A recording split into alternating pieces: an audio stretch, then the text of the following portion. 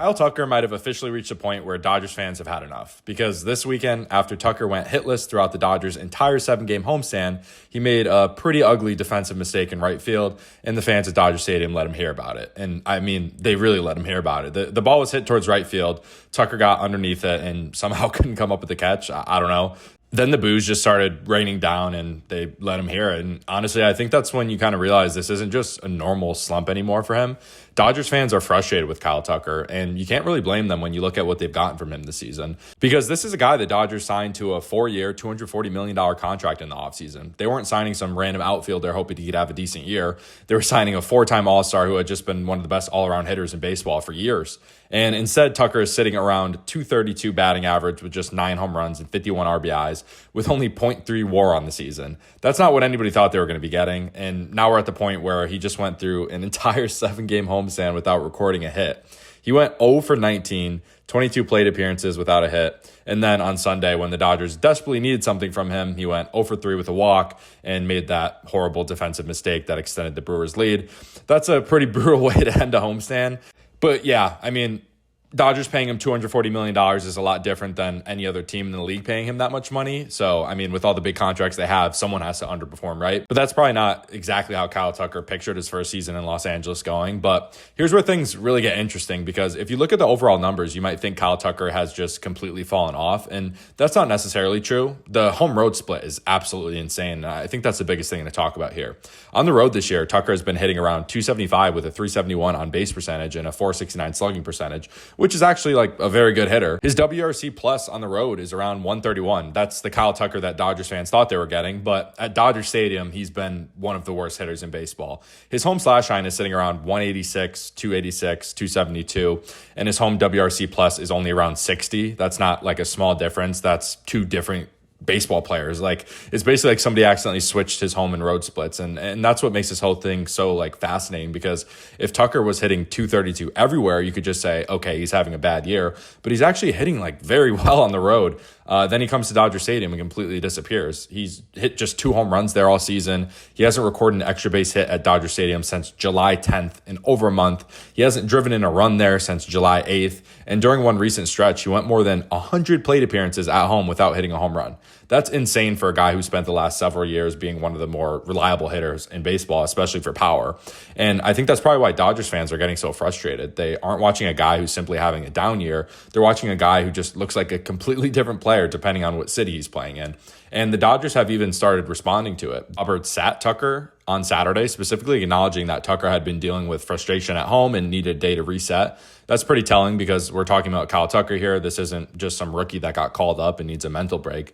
This is one of the biggest free agent signings the Dodgers made all offseason. And now his manager is basically saying, yeah, this guy needs a day away from the stadium. So I don't think anybody has really like seen this coming. And there's another layer to this that I think is important, because Tucker's struggles didn't actually begin when he signed with the Dodgers. That's something that gets lost when people say, you know, the Dodgers ruined Kyle Tucker. No, his decline actually started during the second half of last season with the Cubs. He had an incredible first half in Chicago, made the All-Star team, and looked like one of the best hitters in baseball. Then things just fell off after the All-Star break. He was also dealing with a hand fracture and a calf injury during that time, so there were legitimate reasons for the drop-off, but it carried into 2026.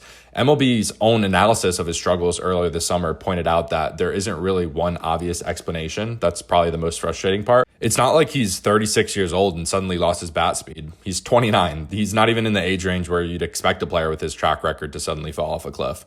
Instead, there have been a bunch of smaller changes that have added up to a much worse player. His power is down, his contact has been worse, his defense has declined, and his overall offensive production has fallen from the level we've seen from him for years. That's why this isn't as simple as saying, just give him more time. Eventually, you have to start asking, you know, what exactly is going on, because the Dodgers didn't pay $240 million for an average hitter. They paid that money because they believed they were getting one of the best left-handed bats in baseball. And right now, they're not getting that. The crazy thing is, you know, we know that player still exists. We've literally seen it this year. Go look at what he's done on the road. He's getting on base, hitting for power, driving in runs. He's looked like Kyle Tucker. Then he just gets to Los Angeles and suddenly he's hitting like he's never seen a baseball before. I really don't understand it. Please let me know what's going on in the comment section. Is it nerves? But I don't know. It's probably an exaggeration a little bit, but seriously, like, the difference is ridiculous. There's also like the pressure factor. I obviously can't sit here and tell you that Tucker's struggling because he's playing in Los Angeles. We don't know that, but you can't ignore the environment. You're playing for the Dodgers. You just signed a big contract. Every game's televised nationally. Every bat at bat gets clipped. Defensive mistakes get posted online. And now you're just getting booed by your own fans. So that's horrible. I don't know. Like, I feel like him playing in Houston, like, put him in those kind of environments, especially on the road, because the Astros just get booed everywhere they go. It's toned down a little bit, but I don't know. Chicago is a big stage as well, but maybe the pressure has something to do with it. I don't really think so, but it could be something mechanical. It could be his approach. It could be the batter's eye at Dodger Stadium. It could be a combination of a bunch of things. That's what makes this so difficult to diagnose, because the Dodgers have tried different things. They've given him days off. They moved him around the field. They've tried to get him more comfortable, and nothing has really fixed the home problem. And meanwhile, the Dodgers are trying to win another World Series. That's what makes this more important than just Kyle Tucker having a bad season.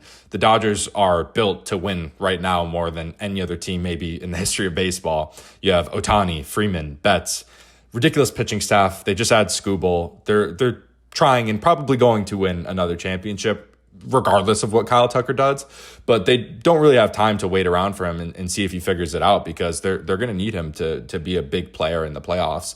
And here's the scary part. Like, the Dodgers are still winning. They're still 7 games ahead of San Diego in the NL West. They're still one of the best teams in baseball. So you can make the argument that Tucker hasn't even mattered that much yet, because the Dodgers are just so ridiculously talented.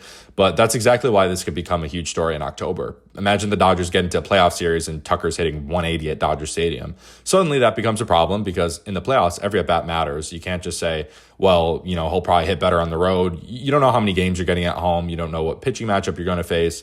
You don't get to wait 3 weeks for a guy to find his swing. You need your best players to be your best players. And right now, Kyle Tucker isn't one of the Dodgers' best players. He's one of their bigger question marks. And honestly, I think that makes the rest of the season really interesting, because if Tucker figures this out, the Dodgers become even more terrifying.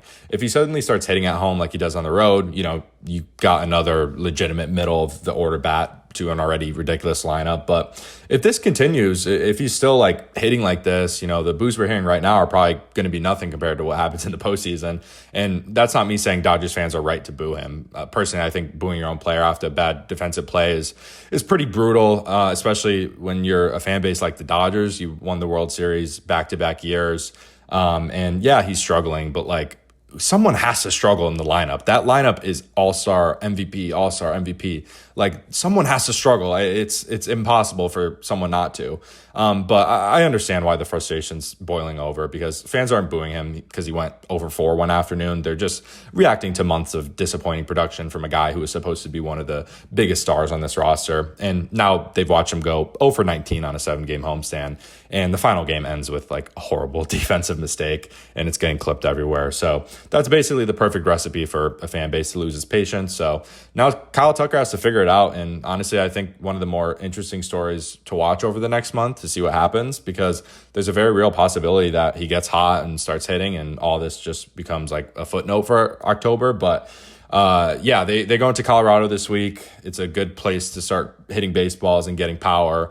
And then they go back to Dodger Stadium again. So we'll see what happens. I don't know. That we're gonna have a very different conversation in October by the time the playoffs roll around, and you just kind of have to see where he's at. So I don't think there's really an answer yet, but I think it's important to start talking about this, because Kyle Tucker is just one of those names in baseball where he should be good on both ends of the field, and it's just one of the more ridiculous stories in baseball. So yeah, let me know what you guys think in the comment. I'm sure we'll have a lot of Dodgers fans and non-Dodgers fans, so I'd love to hear both sides of it, and would love to see where everyone's at. But if you enjoyed this video, make sure to leave a like, subscribe, follow on TikTok if you're watching on TikTok, and yeah, it really supports the channel. We're doing daily uploads, but I'll talk to everyone soon. Have a good one.